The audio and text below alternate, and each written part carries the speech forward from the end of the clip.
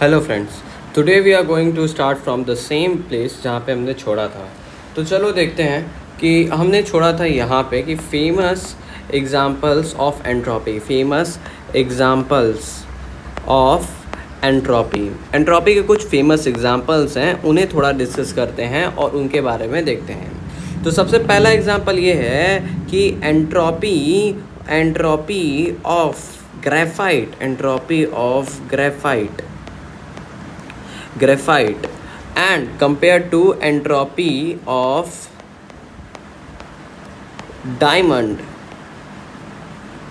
Diamonds के comparison में entropy of graphite जो होता है वो ऑलवेज बड़ा होता है। क्या होता है? Always greater than the entropy of diamond. Diamond का एंट्रोपी से हमेशा ज़्यादा ग्रेफाइट का एंट्रोपी होती है, क्योंकि इसका डिसऑर्डरनेस ज़्यादा होता है। हमें पता है कि एंट्रोपी ग्रेफाइट का जो होता है वो हेक्सागोनल शेप का होता है। कुछ ऐसे हेक्सागोनल बना लेना गाइज। बेसिकली अगर मैं बनाने की कोशिश करूँ तो ये कुछ ऐसे बनेगा। 1 2 3 4 5 6 ओके, पेंटागन ऑक्टागन बन गया ना। रुको, मैं बनाने की कोशिश करता हूँ। तो ये था 1 2 3 4 5 6 7, कुछ ऐसे होता है। दूसरा मॉलिक्यूल 1 2 3 4 5 6 7 ऐसे जुड़े होते हैं ये, और इनका एक कार्बन हमेशा छूटा रहता है और इनके बीच में इलेक्ट्रॉन्स की भी फ्लो होती रहती है। तो बेसिकली ये जुड़े नहीं होते हैं। और इनका जो होता है ये एकदम मतलब एकदम कौन सा स्ट्रक्चर कह सकते हो तुम इन्हें, बहुत तगड़ा वाला नेटवर्क लाइक स्ट्रक्चर बनाते हैं, जो कि बहुत ज़्यादा टाइट होता है। इतना टाइट होता है कि इन्हें कोई तोड़ भी नहीं सकता। डायमंड का स्ट्रक्चर इज़ वेरी हार्डेस्ट, क्योंकि हार्डेस्ट नेचुरल सब्सटेंस होते हैं भाई, तो वैसे भी इनका हार्ड होना ही होना तय है। तो इसी वजह से इनका जो एंट्रोपी होता है वो कंपेयर टू अदर कम होता है। और वहीं जो होता है दूसरों का वो एंट्रोपी जो होता है वो ज़्यादा होता है, क्योंकि अब ये टाइटली बाउंडेड है। तो इसमें तो कोई वो नहीं दिख रहा है कि ये कहीं से भी छूटे भी होंगे, कोई भी फ्लो नहीं होगा और सभी एक दूसरे को पकड़े रहेंगे। एंट्रोपी। अब बात करते हैं सेकंड चीज़ का कि entropy increases on rusting. Rusting के दौरान जो है एंट्रोपी बढ़ता है। अब क्यों बढ़ता है? देखो, रस्टिंग एक ऐसा प्रोसेस है ना, जैसे ये मान लो एक आयरन बार है, ये एक आयरन बार है। अब इस पे जो है कुछ रस्टिंग होगी, इसकी जो एटमॉस्फेरिक O2 है या H2O है या OH है, वो इसके साथ मिलके इसके ऊपर एक लेयर बना देते हैं, ब्राउनिश लेयर बनाते हैं, जिसे हम क्या कहते हैं? फेरस ऑक्साइड कहते हैं। और वो होती है अपनी आयरन, और इसके साथ ऑक्साइड मिल जाते हैं और इनके ऊपर कुछ केमिकल्स जुड़ जाते हैं। अब ये बताओ, ये केमिकल्स जुड़ जाते हैं और ये बताओ इनकी केमिकल्स जो होंगे, और ये सॉलिड आयरन है, ठीक है। अब केमिकल्स जुड़ जाएंगे तो यहाँ पे सॉलिड प्लस क्या हो गया, कुछ मतलब एक तरीके से बहुत दूर दूर ही रहेंगे। ये तो है नहीं कि कंटिन्यूस पूरा होते हैं। अब कुछ कुछ में होते हैं, उसमें भी अगर मॉलिक्यूल्स देखें तो एज़ कम्पेयर टू पहले जो कि एकदम लगातार एकदम ऐसे पूरे मॉलिक्यूल्स थे, अब जो है वो थोड़ा एंट्रोपी के आने के बाद से थोड़ा ऐसे हो गए कि नहीं, ऊपर के लेयर के, तो इस वजह से बढ़ जाता है। बेसिकली इसके पीछे का लॉजिक बहुत तगड़ा है, जो कि हमें हायर क्लासेस में पढ़नी है। बट हाँ, ये है कि एंट्रोपी इंक्रीज़ कर जाता है रस्टिंग पे। अब बात करते हैं थर्ड प्रॉपर्टी की। What is the third property? Is very nice property.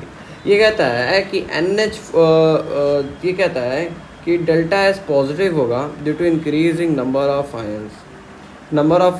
अगर हम किसी भी एक्वस सॉल्यूशन में डिसोसिएट करते हैं, movement of ion in case of dissociation, ठीक है, डिसोसिएट करने या टूटने में, डिकम्पोजिशन में एंट्रोपी जो होती है वो इंक्रीज़ कर जाती है। जैसे NH4Cl है, इसको हमने एक्वस सॉल्यूशन में डाल दिया, ये चेंज हो जाएगा NH4 plus Cl minus ion में। अब ये बताओ गाइस कि यहाँ पे पहले एक मॉलिक्यूल था, ये मान लो एक गैस है, कंटेनर है, इसके अंदर पहले एक मॉलिक्यूल था, ऐसे ऐसे ऐसे ऐसे ऐसे ऐसे ऐसे। अब यहाँ पे जब टूटेगा तो दो आयंस बन गए हैं और दोनों आयंस उसी वॉल्यूम में है। तो अब बताओ इसका ज़्यादा नंबर ऑफ मॉलिक्यूल नहीं हो जाएंगे, मॉलिक्यूल ज़्यादा नहीं हो जाएंगे क्या? बिल्कुल ज़्यादा मॉलिक्यूल्स हो जाएंगे।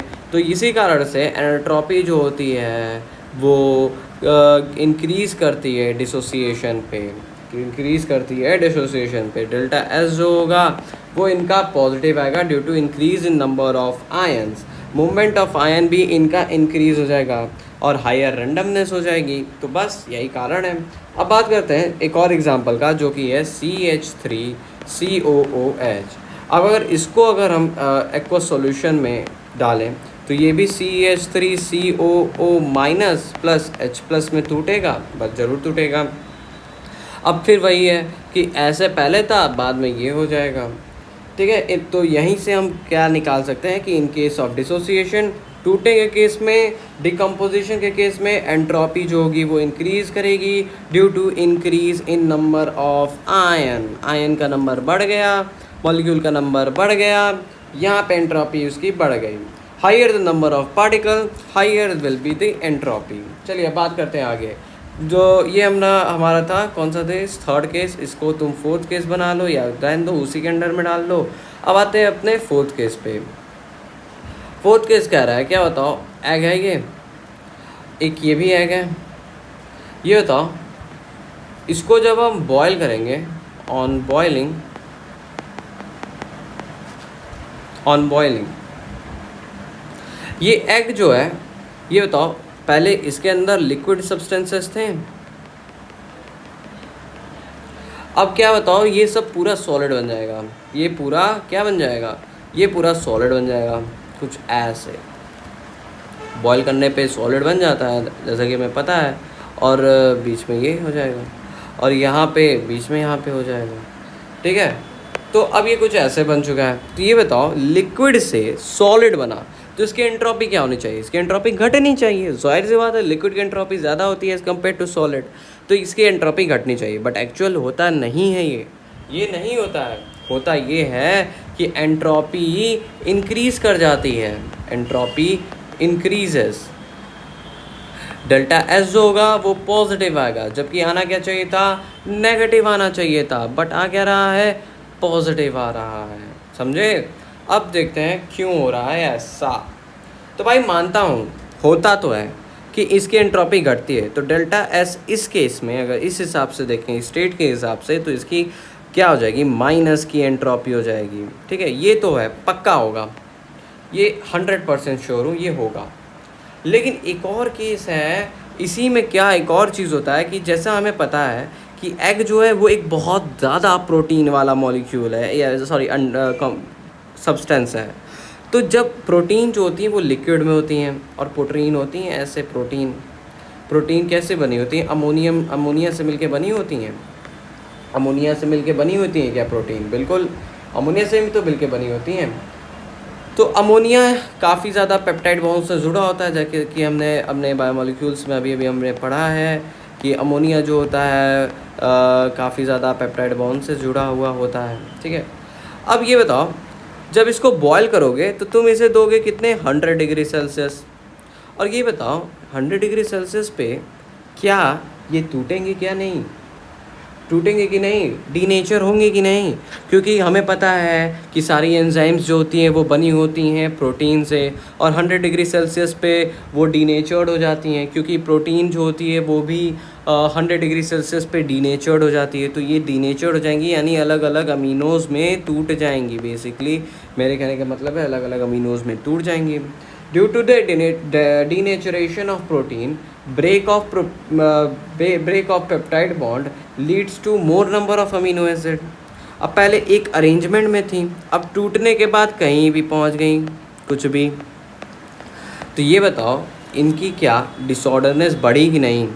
बड़ी शायद, बड़ी, बहुत सारी सी बात है, बड़ी। यहाँ तो मानता हूँ कि एंट्रोपी नेगेटिव होगा, लेकिन यहाँ पे एंट्रोपी इस हिसाब से delta S will be positive. Delta S जो होगा वो पॉजिटिव होगा। तो यहाँ पे इंक्रीज़ भी हो रहा है, यहाँ पे डिक्रीज़ हो रहा है। बट एक चीज़ याद रखना ना कि increasing of entropy is more compare to decrease of entropy. Entropy की जो इंक्रीज जो होती है ना वो ज़्यादा होती है एज़ कम्पेयर टू कितना घट रहा है entropy. Therefore delta positive is greater than delta अरे ऐसे कह लो, positive is greater than negative. Therefore positive plus negative leads to positive. क्या समझ में आ रहा है क्या तुम्हें? बिल्कुल, बहुत अच्छा चीज़ है ये। ठीक है, समझ गए। चलो सिक्स्थ केस क्या है? सिक्स्थ केस देखते हैं कि on stretching of rubber entropy decreases. Rubber को स्ट्रेच करने पे रबर को क्या लिख दिया, रबर को स्ट्रेच करने से, क्या करने से, स्ट्रेच करने से एंट्रोपी डिक्रीजेस। क्या होती है? Decreases, decreases. अब क्यों डिक्रीज होती है? देखो पहले रबड़ के ऐसे था, ऐसे कॉइल्ड थी, बाद में जब तुमने स्ट्रेच कर दिया तो ये कुछ ऐसे होगा क्या? पहले मॉलिक्यूल्स कुछ ऐसे थे, यहाँ पे मतलब पूरे तरीके से ऐसे थे, लेकिन अब यहाँ पे ऐसे एक पूरे एक यूनिफॉर्म लाइन में लीनियरली अरेंज हो गए हैं। तो ये बताओ डिग्री ऑफ डिसऑर्डरनेस कम होगी बढ़ी? तो डिग्री ऑफ डिसऑर्डरनेस जो है वो कम हो गई है, नेगेटिव हो गई है, क्योंकि यहाँ पे ज़्यादा अरेंज फुल मैनर में ये पड़ गए हैं। ठीक है, चलो कोई बात नहीं। तो इसका डेल्टा एस क्या होगा? नेगेटिव हो जाएगा। इनका डेल्टा एस ओवरऑल क्या हो जाएगा? पॉजिटिव हो जाएगा। डेल्टा एस पॉजिटिव हो जाएगा, याद रखिए ना। और अच्छा, अब बात करते हैं seventh case, sorry sixth case है ना अपने लिए। तो सिक्स्थ केस क्या कहता है? तो on passing HCl in aqueous solution of silver entropy decreases due to participation of AgCl। ठीक है, ठीक है, बहुत अच्छी बात है, बहुत अच्छी बात है। कहने का मतलब ये है कि देखो मान लो ये है अपना एक समथिंग ये है अपना एक सॉल्यूशन। इस सॉल्यूशन में मान लो Ag plus Ag plus Ag plus Ag plus Ag plus Ag plus के मॉलिक्यूल्स भरे हुए हैं ऐसे कुछ। अब यहाँ पे ये जो है इसमें हमने HCl ऐड कर दिया,